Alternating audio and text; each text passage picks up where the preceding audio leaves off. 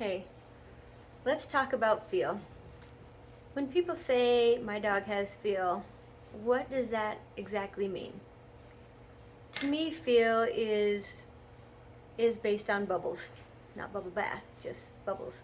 So, if a dog has a bubble and that bubble is based on his power and his presence and the energy that he's giving off, we would call that his bubble. Same with the livestock. Livestock also have a bubble, and people have a bubble. So to me, if your dog has feel, when his bubble just begins to affect the bubble of the livestock, that's feel. If he maintains that same distance and he works his livestock from that distance and he's maintaining that feel, your dog has feel. If your dog doesn't have feel, his bubble meets the livestock's bubble, livestock move, and dog keeps going. He did not feel their bubble, so that dog doesn't have feel. Now you could help that dog develop feel. You could step in and show him where the bubble is repeatedly, reward him for it, and a smart dog will say, oh yeah, this is working better when I work from my livestock from this distance.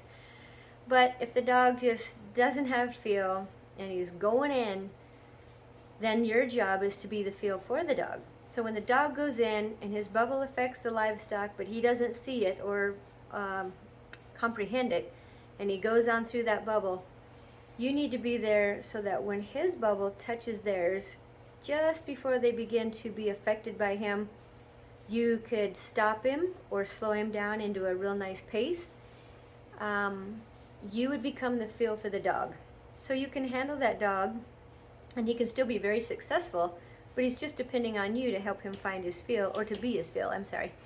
So that particular dog, you'll need to have some nice clean flanks on him, and you'll need to have a solid stop, so that when you are the feel for him and you give him a flank, his flank stays out here so he's not affecting the cows or the sheep until you want him to.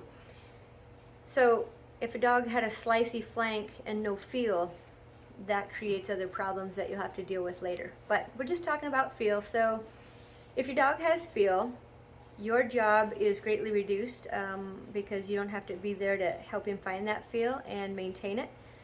But if the dog doesn't have feel, not the end of the world. You just step in and be the feel for him.